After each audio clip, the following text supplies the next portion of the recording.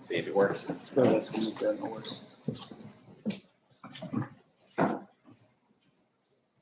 Technician in the house? No. Oh, there it goes. Okay, excellent. Thank you very much.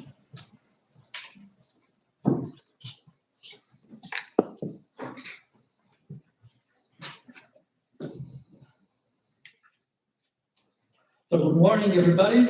I'm truly happy to be here today. And at this International Semiotic Summer School in Prague, I'm really honored. And I take also the opportunity to thank the organizers of this event, Dr. Tyler Bennett and Dr. Ludmila Lakova, for putting so much efforts in holding us here all together. And I'm also truly happy to see that there are so many participants coming here today. So thumbs up to everybody. This presentation, I will be providing you a journey. So, and here the word journey is indeed a metaphor as well. Just some background about myself. In the last few years, I've been working at the University of Turin, Italy, and I've been part of a research team which is led by Professor Massimo Leone and is dealing with the idea of phase aesthetics in technological societies. But to our talk today, discussion on rhetoric, metaphors, and figurative ways of meaning-making goes back to the earliest day of philosophy and has continued ever since. Historically, philosophers, rhetoricians, lawyers have the most to say on this subject. They have generally addressed the question of how it is possible to use language as an instrument of persuasion, indeed, and also how to shape attitudes in others and influence their behavior. The word in English, the term figure, which comes from the Greek schema, was used for the first time in Anaximenes of Lampsacus. The issue then was taken up, as you just heard from the previous keynote speaker, was taken up, deepened and discussed in greater details by Aristotle first, who proposed indeed the first systematic treatment of metaphor, and then was, let's say, taken up again by Roman lawyers, in particular by Quintilian and Cicero. But many of the thinkers in antiquity have discussed this subject at length. Today, this subject has definitely regained momentum. Such matters are at the forefront of discussion, arising interest among ordinary people, experts, and academics as well.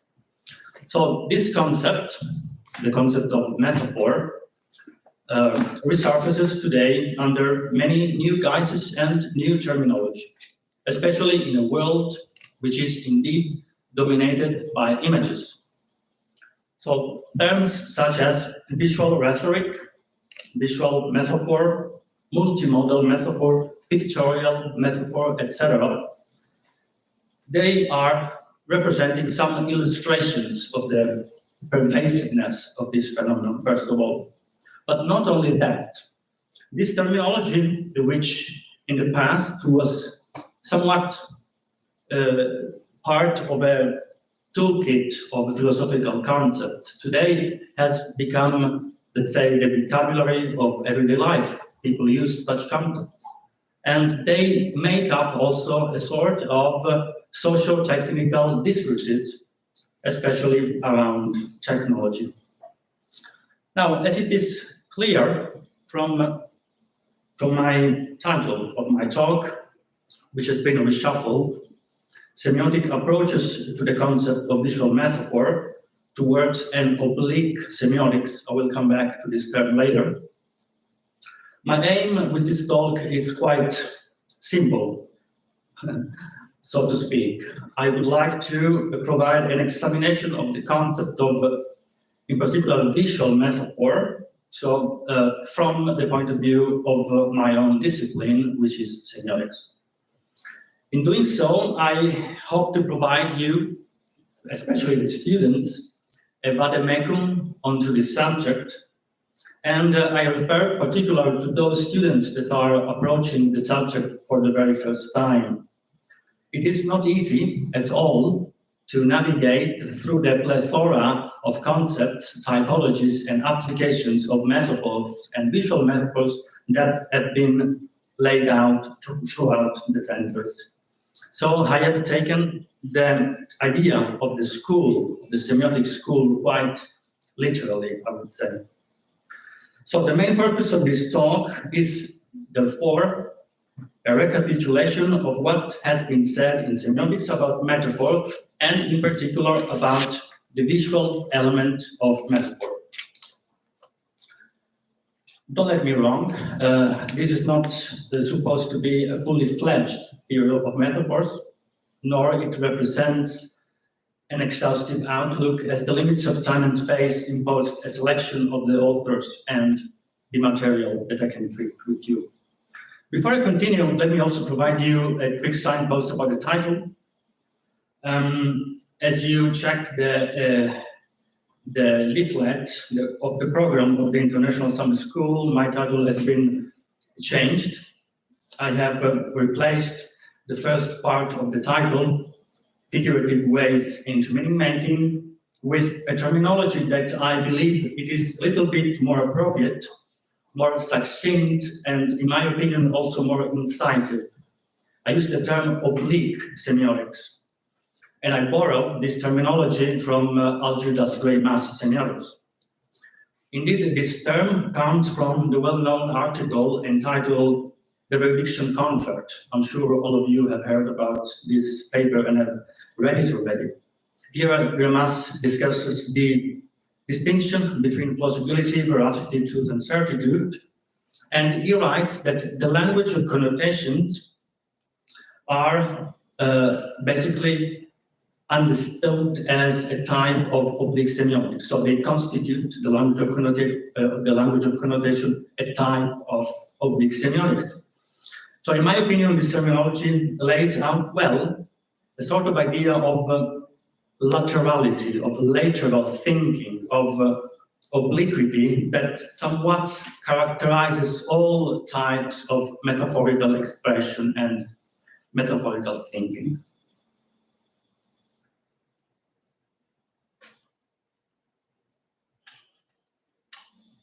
So the structure, the backbone of the presentation is as follows. First of all, I provide you some general background about this issue, and I will point out why this subject is important today. Then I will lay out some of the main definitions and features of visual metaphor in particular. Then I will move to semiotic theories of metaphors and visual metaphors, and then finally I will draw some conclusions and open up the discussion with you. So first, then, a few background notes about what can be called an iconic avalanche or an epidemic of images. The flood of verbal and mostly visual messages produced and distributed in contemporary societies create what Johann von Huberta has termed an iconic avalanche or an epidemic of images. As he writes in his book, The Fury of Images, and I quote, "For the first time, we are both producers and consumers of images, and the simultaneous accumulation of these factors has resulted in an almost endless iconic avalanche. We are thus passing through an era in which images are included into the category of excess, an era in which we speak of a mass production that leads to asphyxiation rather than emancipation. The idea of excess of images, which seems to produce at the same time hypervisibility and universal voyeurism, this apparent epidemic of images deserves a more in-depth and critical treatment that involves not only the specific conditions of the image, but also the logics of its management and dissemination and control, end of quote. When Umberto was writing in 2018, so this is a time where there was not much hype around artificial intelligence. So if this is not enough to contend with, you may think of the proliferation of images created ex nihilo, that is, synthetic images entirely crafted through artificial intelligence means that seem to challenge the very idea of photography understood as il s'arrêtait, so it was, as Roland Barthes famously pointed out. Or you may think as well of the much debated issues of text-to-image generation, that technological advances such as DALL-E, stable diffusions, and other inventions have given rise to in recent days. I think you'll be hearing about these issues in some of the student presentations that will follow these days.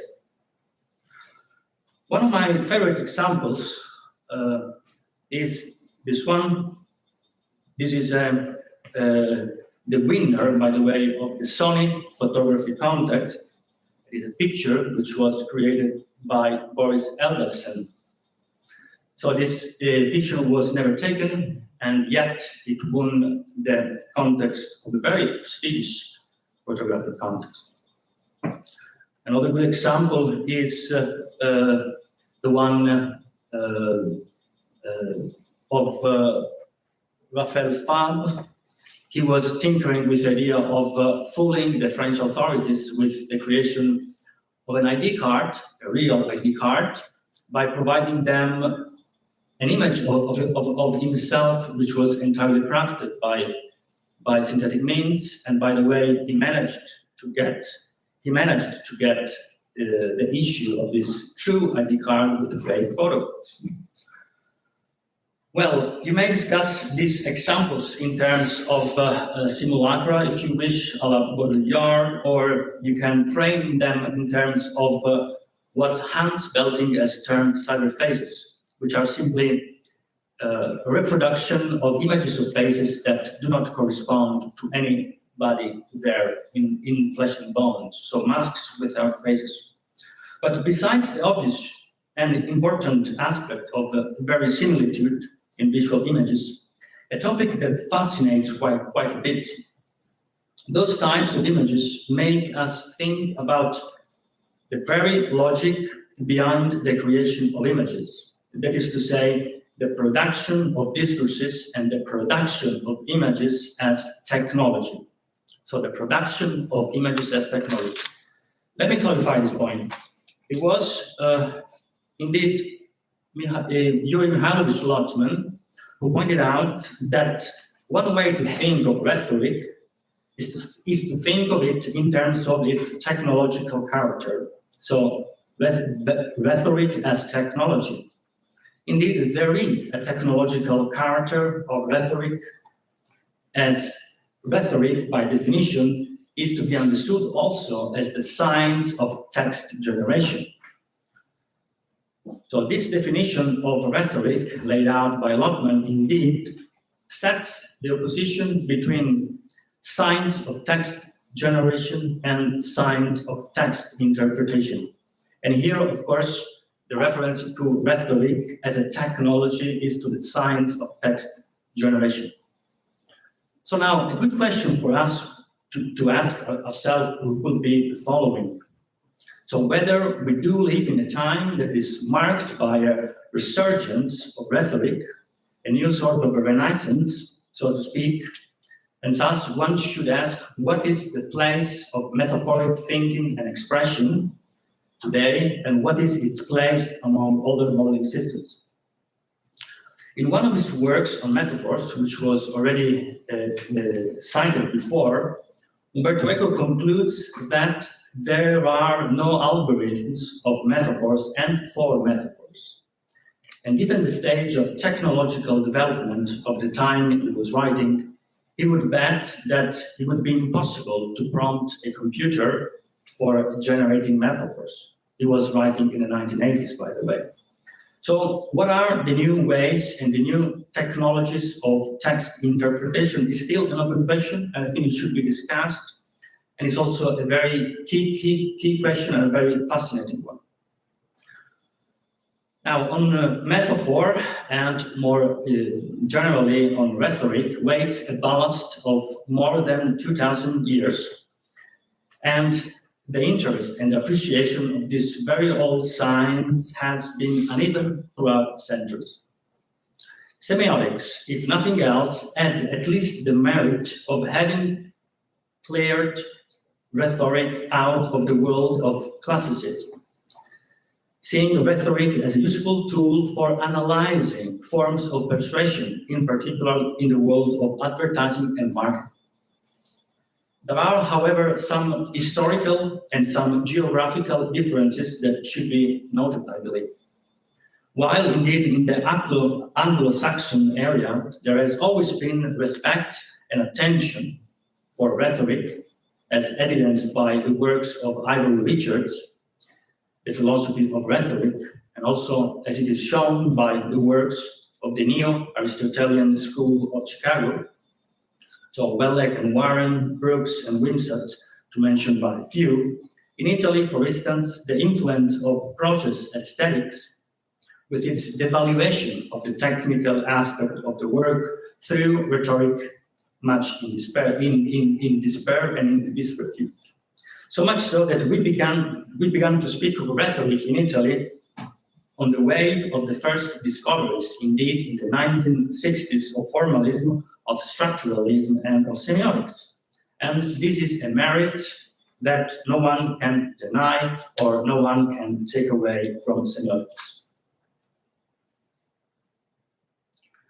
Drawing up a semiotics of the visual metaphor is indeed a task of no small difficulty, because it means questioning a polysemic and difficult concept, and also unraveling a complex phenomenon with uncertain boundaries. Metaphor is not a precise term, let alone visual metaphor.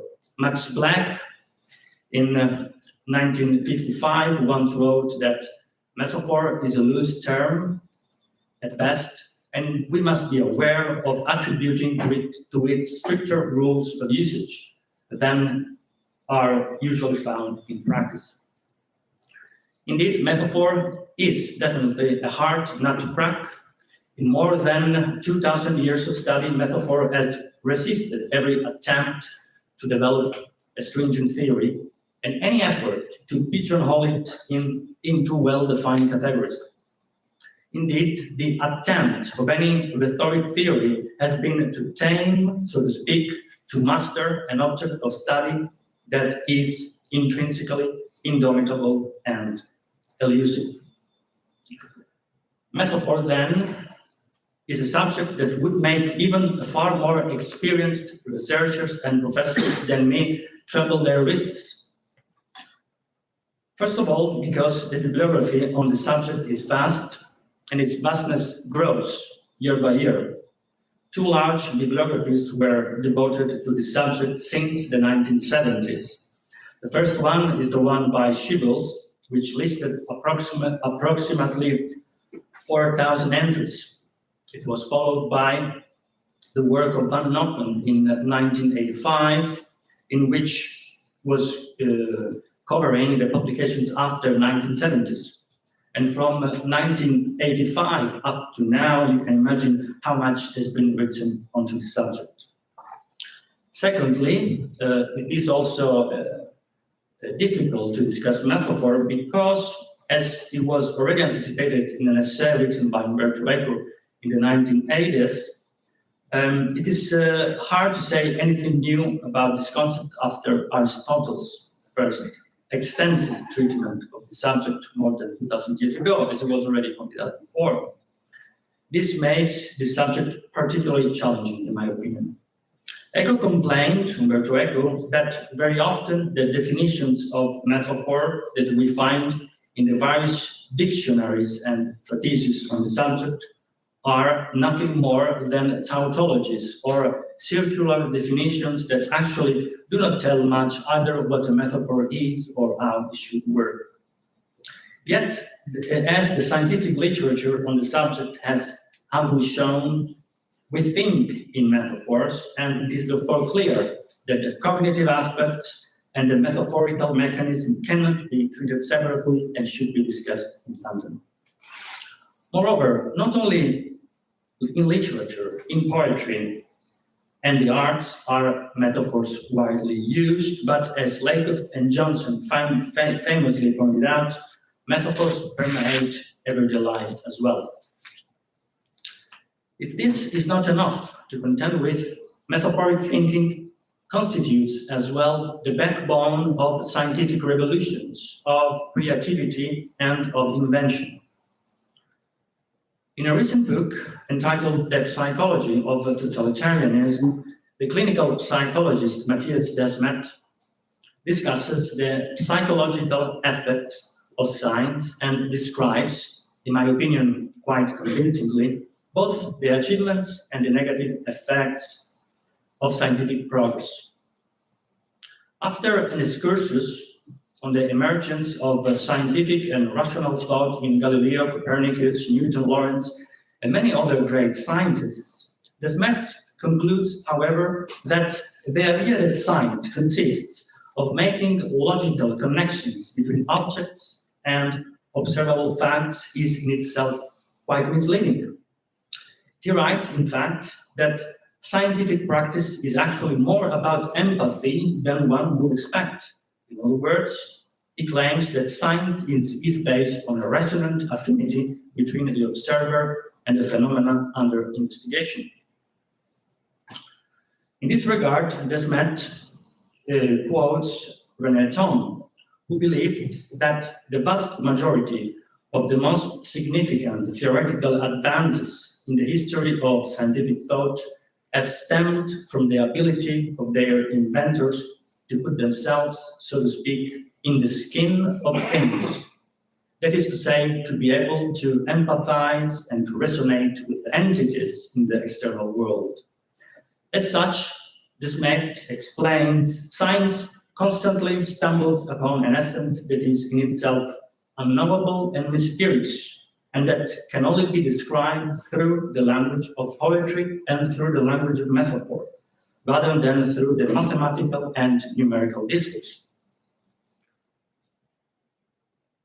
Among the semioticians, Yuri Mihailovich Lotman again laid out very well a parallel between poetry and scientific imagination, a parallel that is indeed grounded in metaphorical thinking. I will come back to this point at the end phase of my presentation. I will now briefly engage with semiotic and rhetoric and lay out some asymmetries that the study of metaphors has had in our fields. First of all, a topic that is so loaded with rhetorical, linguistic, and poetic connotations could not but find a privileged position among literary theory, linguistics, the philosophical disciplines, as well as epistemology of science and cognitive science, which have devoted numerous comparative studies and field research to it. This is significant as it highlights a certain aliveness between linguistics, epistemology, cognitive theory, and semiotics, not only in terms of their research agendas and theoretical perspectives, but also in terms of empirically collected data. So this highlights a sort of a quantitative asymmetry between these disciplines. Compared to other fields, indeed, semiotics has devoted far less research to metaphor, although semiotic inputs to this area of investigation were very valuable. Likewise, another asymmetry that can be registered between the number of studies devoted to metaphoric expression as tropes and figures of speech, which has received a lot of attention as compared to the visual aspect of metaphor. I will now go to some terminological distinctions, that is to say, broader versus narrower meaning of metaphor, classical versus modern concept of metaphor, linguistic versus visual metaphor, and what is called non-linguistic metaphors as well.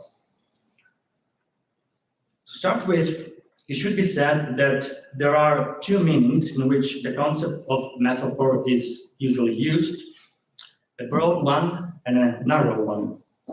The first one, the broad one, comes from Aristotle, who in the Poetics pointed out that metaphor is defined as the use of a word or a noun of another time, or as the transfer to an object of the proper name of another object.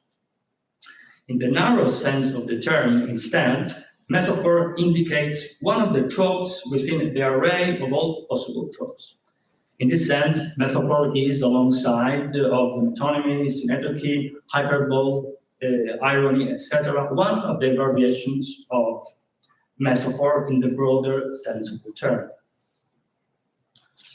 Another distinction, which is to be found in the literature, at least from the work of Ivory Richards, and that it has become customary, is to dwell on the fact that metaphor has historically been at the center of at least two diametrically opposed theoretical considerations. On the one hand, there is the so-called classical theory, according to which metaphor can be interpreted as a phenomenon of substitution of a proper term by a figurative term. This conception, the so-called classical theory, has at least two corollaries, as Giovanni Manetti pointed out. The first is that the metaphorical phenomenon is situated at the level of the individual lexical expression. The second corollary is that it constitutes a pure stylistic procedure, which in fact produces an ornamentation of the discourse and does not in itself entail any knowledge enhancement. Opposed to this conception of metaphor, there is what is called a contemporary conception, according to which metaphor, far from being a mere ornament of discourse, is instead an essentially cognitive phenomenon which expresses its creativity in the capacity to produce a different organization of the world. Now, take, of course, all these terminological distinctions with a pinch of salt, as they are not ingrained in stone. For instance, already in ancient Greece, with Aristotle, the term metaphor was understood in a very broad meaning, as a genus in which other rhetorical figures would belong. Likewise, if you go to the Baroque conception of metaphor, as laid out by Emanuele Tesauro in his Il Canocchiale Aristotelico, also in his conception, the understanding of metaphor was very broad. It was not limited to linguistic tropes and included a variety of science systems, to mention but a few: architecture, arts, visuals, etc., etc. So these are examples of broad understanding of metaphors prior to a contemporary conception of metaphor. We'll now move to the theme of the summer school, visual metaphor. So although this thematic framing of the school focuses on visual metaphor, and if therefore the reference to the sphere or modality of vision and visual somewhat circumscribes the object of investigation, thus sparing us an examination on the nature and the function of linguistic metaphor from Aristotle up to now. However, it is true that the conceptual metaphor is often taken as the benchmark against which such visual metaphors are generally assessed. Indeed, metaphor as a figure of speech is often referred to as a terminus ad quo. Metaphor has in fact been spoken of primarily in linguistic terms, or it is taken as a benchmark, that is to say, as a method of comparison between linguistic metaphor and visual metaphor. I will give you an example of what I'm talking about here, about this approach. The subject of visual metaphor is addressed with quite a reductive approach, I would say, in the sphere of Russian formalism, where the visual metaphor is indeed conceived only in the dimension of a direct reference to verbal metaphor. In this sense, it is a particular realization, visually precisely, of a metaphor which is already autonomously existing in the speech of the actual and possible modes of verbalization. So there is an already existing metaphor in language which is basically expressed through the visual medium. Russian formalisms, for instance, referred to the cinematic metaphor, which, for instance, would be nothing other than the visual translation of the figure already realized in its completeness in words. So a translation of signifies bound to a semic content already verbalized and not enriched, or in any case, transformed or estranged by the manipulation undergone on the level of expression. The cinematic metaphor, therefore, would be reduced to the visualization of a verbal metaphor already explicitly known to the author and to the receiver of the communication. Now, as an alternative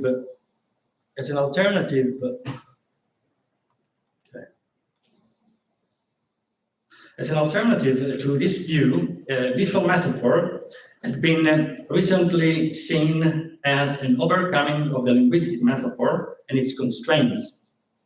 In other words, visual metaphor is often seen as an extension that goes far beyond language and embraces other horizons and other possible ways of describing things indirectly or obliquely.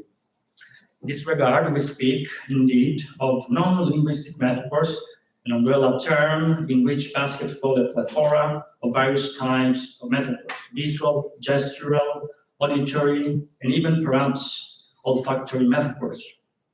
It was, by the way, during the years from 1970 to 1980 that the shift from a narrow focus on language to a broader interdisciplinary approach to this topic took place.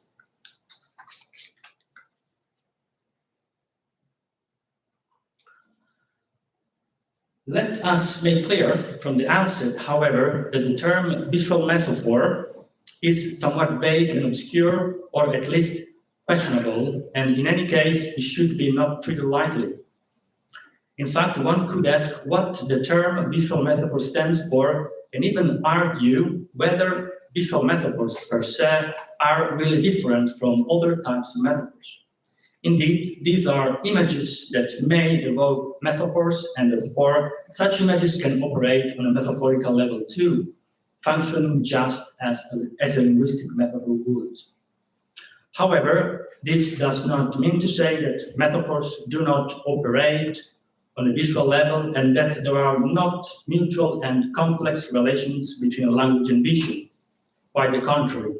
Having said that, however, we should perhaps ponder what the visual metaphor is and, at the very least, subject this terminology to careful and close assessment. So what is a visual metaphor? The first question arising in a discussion of visual metaphor is indeed what that is. An answer to this at the outset would seem appropriate. The problem with this question is that there is no unified theory of visual metaphors that currently exists. As Contini pointed out, the study of visual metaphors involves many disciplines that not always have a common ground. And the definitions of visual metaphors given by different authors vary according to the standpoint of their departure. Some of the definitions of visual metaphors are, for instance, the following. A visual metaphor is a metaphor that uses the visual medium, a type of metaphor, the component elements of which are rendered in visual terms, or metaphors in which both target and source are exclusively or predominantly rendered visually. Needless to say, all these definitions are not very precise because one could wonder what do we mean by visual, what do we mean by mode, what do we mean by medium, etc., etc. A common solution to sort out this kind of problems is to stipulate a set of features and use then visual metaphor to refer to that set of things that have all or only those characteristics. But again, the features underscored are not univocal and may vary. Some examples of visual metaphor, perhaps, for instance, provided by Contini are the following.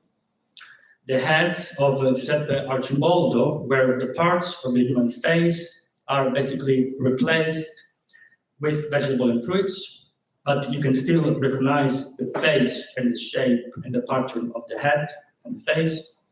This image implies what she calls an operation of suppression addition. And there are many other ways to characterize and to construct visual metaphor. So the nose, in this case, is substituted with an image of a pear on the basis of some common properties of nose and ear, etc., etc. But if we go back to semiotic theory now, we should ask what semiotics has done in this field. Here I'll move to some of the main semiotic approaches to the subject and then end with a conclusion. First of all, a note on methodology. I shall proceed with the discussion of currently held theories of metaphor, and generally I will limit my examination to theories that are set forth by scholars who are either recognized themselves as semioticians or have been recognized by others as such. And also I comment on the theories upon which they base their arguments. Let us say that at the outset, that the definition of rhetoric in semiotic terms is the one that was put forward, first of all, by Roland Barthes in his article Rhétorique de l'image, of the classifications of connotators, that is, signifiers of connotators. As you all know, Barthes writes that, and I quote, "The signifiers of connotation, which we shall call connotators, are made up of signs, signifiers, and signified united of the denoted system. As for the signified of connotation, its character is at once general, global, and diffuse. It is, if you like, a fragment of ideology." And famously, as you know, he analyzed the rhetoric of the image in this famous Tanzani reclam of the pasta, which has become a cult book example in our textbooks of semiotics. But besides Barthes, we owe to Roman Jakobson one of the main contributions to clarify the meaning of both tropes in general and their concrete species, metaphor, metonymy, synecdoche, irony, etc., especially in line with semiotic thinking. Jakobson, as it is well known, identifies two main species of tropes, metaphor and metonymy, and links them to the two fundamental axes of language, the paradigmatic and the syntagmatic. Metaphor is, according to Jakobson, the substitution of a concept along the paradigmatic axis, which is related to the choice of paradigmatic series, to the substitution in absentia, and to the establishment of a semantic link by affinity. Metonymy is arranged along the syntagmatic axis and constitutes not a choice, but an union in absentia and the establishment of a bond of continuity. An early example, which I have no time to discuss with you today, is, however, to be at least pointed out. This was a paper by Guy Bonsiepe, who perhaps is the first attempt to treat in semiotic terms the equivalence of linguistic rhetoric to visual rhetoric. He points out a difference between syntactic features and semantic features and makes up a whole typology of visual types of tropes. The syntactic figures are laid out in a tripartite disposition, transpositive, privative, and repetitive, and then semantic features are divided into two heads, comparative and substitutive. Within the domain of semiotics, as was already pointed out before, Umberto Eco on various occasions has devoted attention to metaphor, drawing, as we already pointed out, on Aristotle, the semiotics of the group of the age as well, and other sources. He developed his own metaphorics. Eco's take on metaphors would deserve a study ex-professor, and it cannot be disposed of in few words now. There are, however, some benchmarks that we can very quickly highlight before our discussion. First of all, the intersection between visual and verbal metaphors. Secondly, the need of interlocking a semiotic of metaphors with the semiotics of culture. And thirdly, the cognitive function of metaphors. I will now end up with another semiotician, which is perhaps more close, at least to my background, which is Yuri Lotman. In the Tartu Moscow Semiotic School, there are at least two names that should be mentioned when discussing metaphors and visual metaphors. One is Yuri Levin, and the other one is indeed Yuri Lotman. Yuri Levin devoted an article to this topic entitled The Structure of Metaphor, in which he discusses in particular Russian metaphor, and he sets forth his own typology of metaphors. Yuri Lotman is more established internationally than Yuri Levin. However, Lotman is probably more known for his work on the poetics of the artistic texts, and of course his works on the semiotics of culture and semisphere, but it is perhaps less known for his work on rhetoric and metaphor. Yet I believe he had some very interesting ideas on the subject as well. In 1980s, he published an entry devoted to rhetoric in the Italian Encyclopedia Einaudi, where he dwells on metaphoric expression and rhetoric from the perspective of cultural semiotics. Start with Lotman's point of departure is very different from the other approaches discussed up to now, as he starts from the premise that consciousness and the thinking mechanism is, in general, and by definition, heterogeneous. As it is well known for Lotman, the minimal thinking device must include at least two systems of different structure that exchange information processed within these systems. The idea of heterogeneity of the thinking mechanism is predicated upon another idea, that is to say, the analogy that exists between the functioning of the two cerebral hemispheres and the organization of culture as a collective mind. For Lotman, in both cases, one discovers the presence of, at the very least, two radical different ways of reflecting the world and processing information with the subsequent complex text exchange mechanism between the systems. As a way to explain how two different systems operate and interact with each other, Lotman resorts to the difference between discrete and continuous texts and continuous systems. A corollary to this discussion, thus, is the distinction between continuous and discrete codification, which accounts for two different modalities of decoding the information received. Whilst the continuous systems we deal with continuous functions, discrete codification is based on discrete step intervals, as in the case of analogic versus digital communication. For Lotman, two types of texts generations are thus hidden within both the individual and the collective mind. One is based on the mechanism of discontinuity, and the other is continuous. Between these systems, there is an uninterrupted exchange of texts and communications that take place in the form of semantic translation from one system to another. I'll make the last point and I conclude. In principle, any extract and any exact translation implies that univocal relationships are established between the two units of two systems, which allows the text of one language to be expressed by means of the other. But when juxtaposing discrete and non-discrete texts, this is in principle impossible.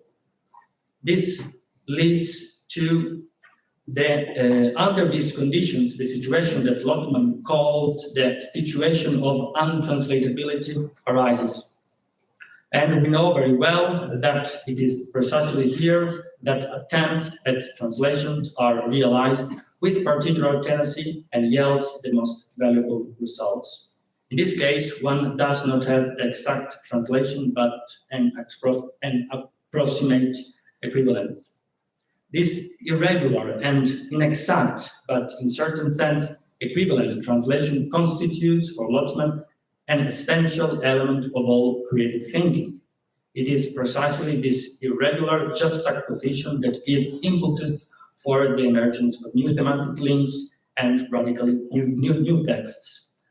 The last quote, and I end, as he writes in this entry encyclopedia, a pair of mutually incongruous signifying elements between which an adaptive relationship is established within a context forms a semantic trope. In this sense, tropes are not an external ornament, but constitute the essence of creative thinking, and their sphere is even broader than art. It belongs to creation in general.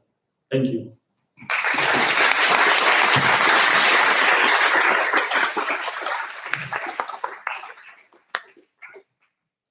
Thank you very much, Remo. I understand why the organizers chose you as an opening speaker, and thank you for sticking up to the timeline.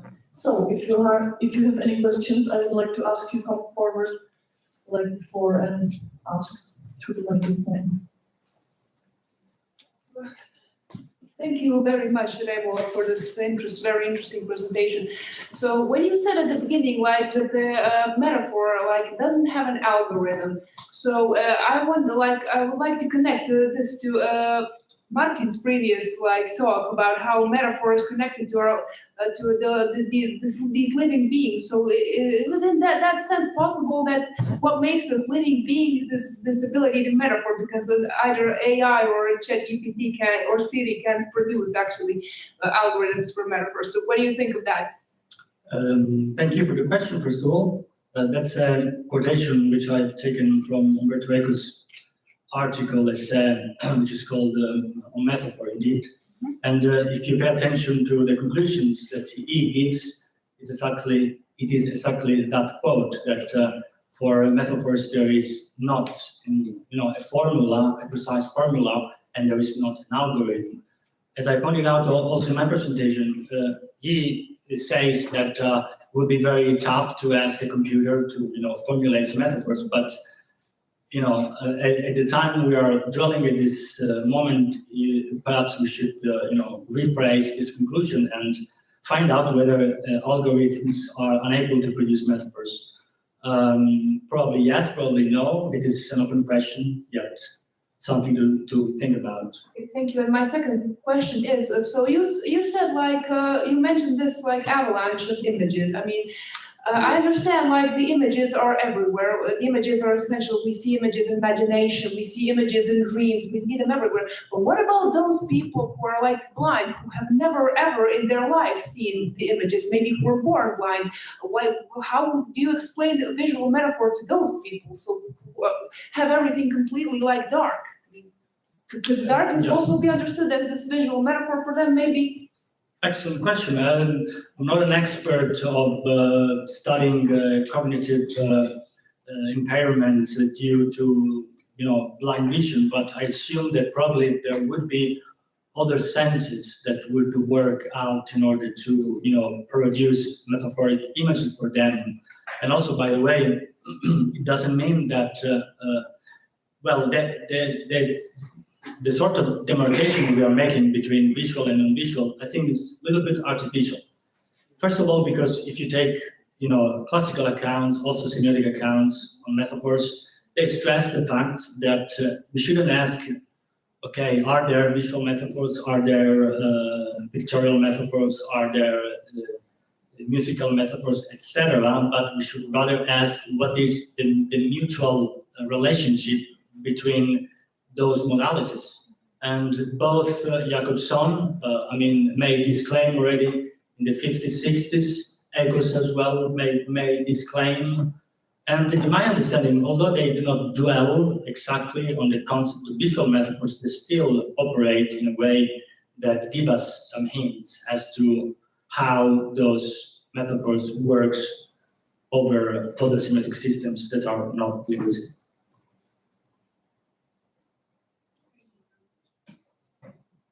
Okay, no other questions? So please come forward. Hi, Remo. Thank you so much. Wonderful presentation. I agree with Anna. It was totally amazing. Thank you. And I want to relate to Anna's question, the first one. So she was asking about the metaphors produced by AI. And I know you are also expert in ostension theory. So I wanted to ask about your opinion on this topic, whether deep fakes or the picture you showed us, the fake ID photography, can we consider this kind of science like metaphors? Because metaphor should be based on some similarity or similitude, but this is more like a fake or a forgery. So in this case, what is the boundary between ostension and metaphor? Thank you. Excellent question once again. First of all, it depends what is your point of departure. What is your understanding of metaphor first? So, I don't know, if we take a Lotmanian stance, for instance, as the one I just laid out, so that tropes and metaphors are given in the situation of incompatibility, then yes, in a way, those are impossible, as they are not compatible, right? There is not such a thing of a face, right, which does not ontologically belong to a human being, and yet there is a representation of a face that aesthetically has all the characteristics and all the features of that face. So, in a way, there is a clash of meaning.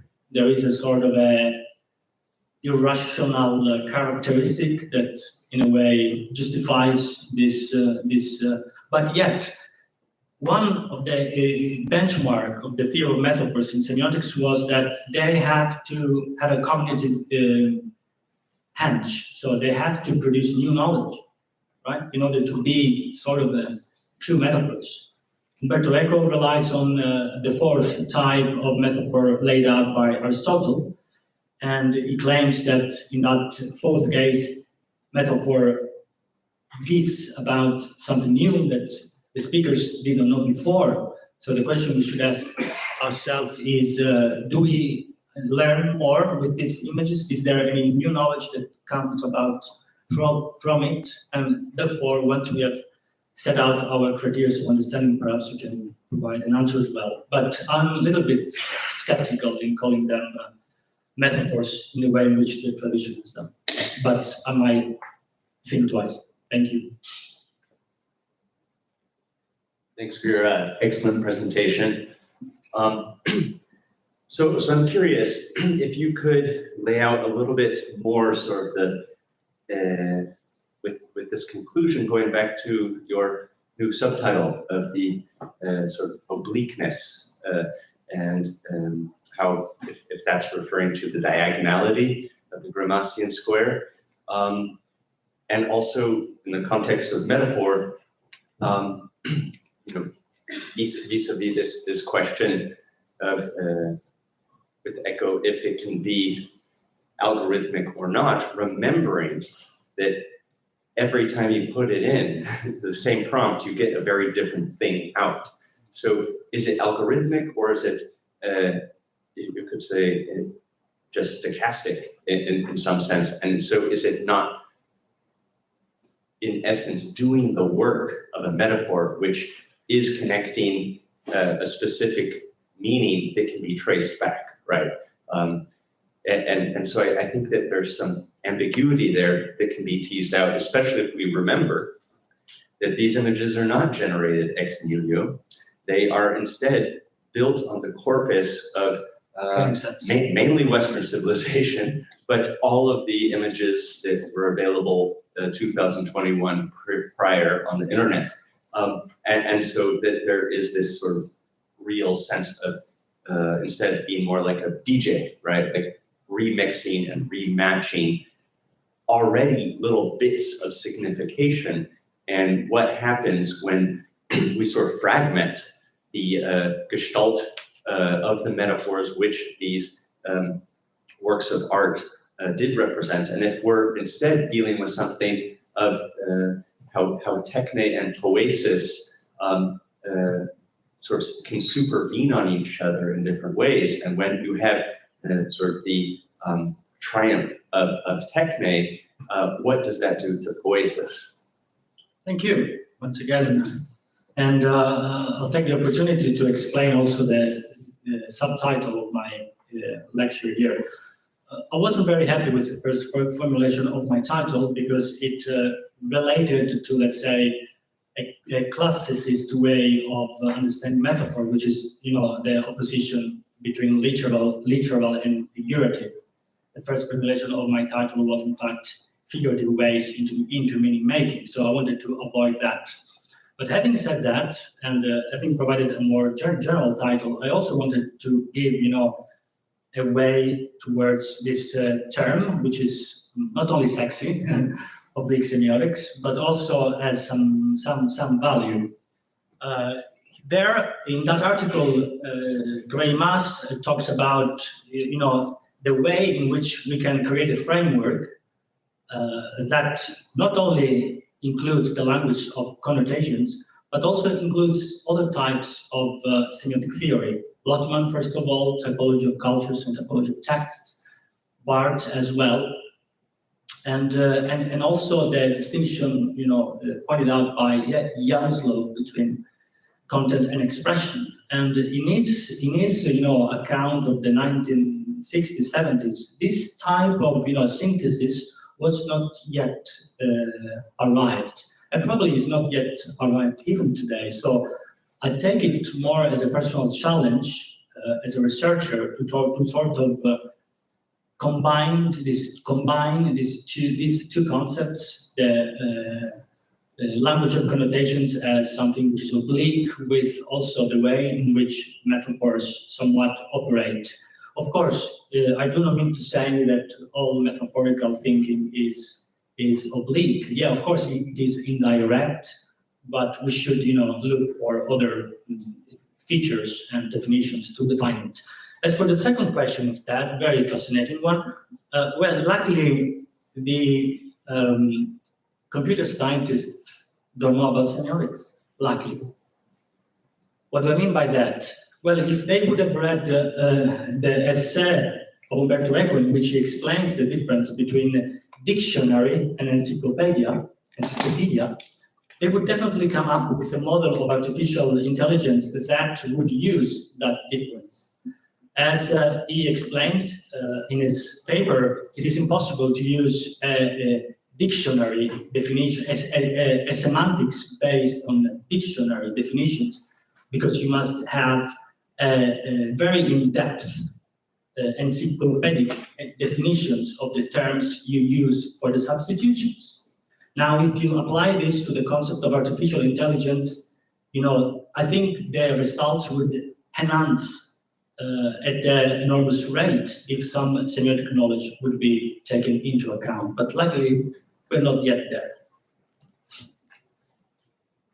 So, last question.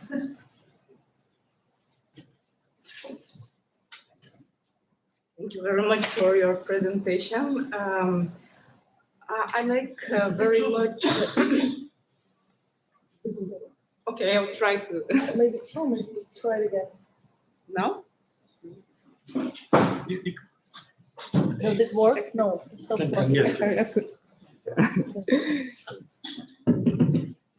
It's okay.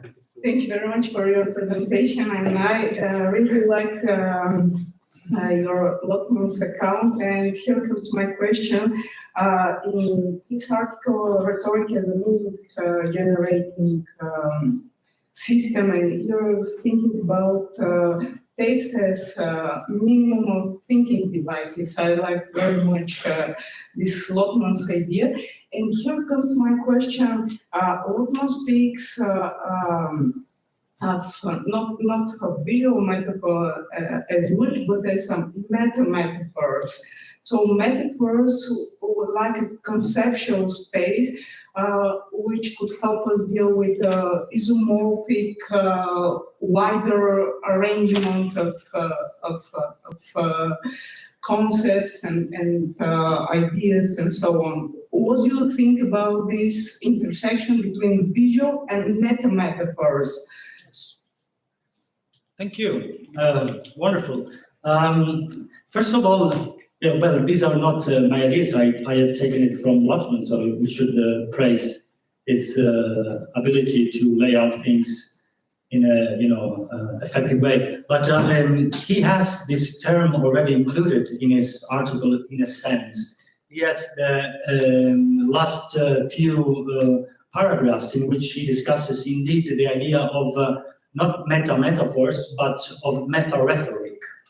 And in his understanding, a meta-rhetoric would be exactly the way in which we can be able to describe the minimal mechanism of invention, of creation of new texts.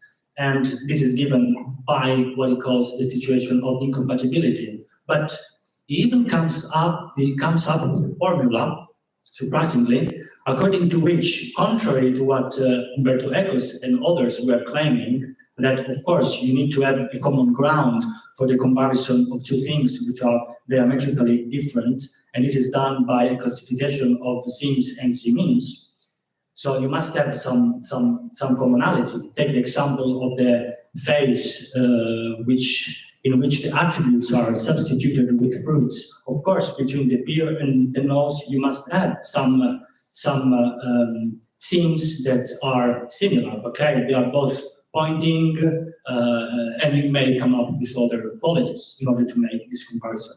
But the thing interesting is that Lotman comes with this formula according to which the more the metaphor is created on very distant themes, scenes, so on something that would be impossible to compare, because you wouldn't come up with this sort of analogy. There is the maximum of the effects of the tropes, which I find in a way fascinating, and on the other way also difficult if we take into consideration what has been done with componential semantics and with the semantics of the encyclopedia. But I like that idea. And also he points out again, in a very collapsing way, that he collapses two perspectives, the fact that metaphor is irrational in a way, irrational. So because it puts up together things that shouldn't be there, but at the same time it is hyper-rationalized, it's hyper-codified. So there are some, interesting bits and bytes from that article that I think we should take into account. Thank you. Okay, thank you, Remo.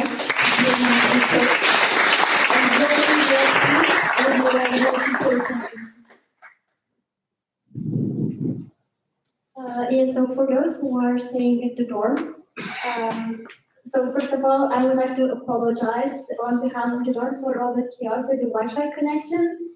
And there is a piece of paper circulating somewhere with a new password and username. So you can also find this information at the registration desk, at the reception of the dorms. But there are two important middle steps if you want to connect to the Wi-Fi. So you have to enter the identity or the username and the password. Plus, in the settings, you have to select phase 2 and select do not identify, and the same for the CA certificate. So it's all written on that piece of paper. And if you are sharing a room, please just leave the key at the reception every time you enter dorms. So that's for dorms. And now we have coffee break, and we are taking a picture. So the group picture is being taken right now in front of this building. So if you can all just please group in front of this building, and then you can prepare coffee.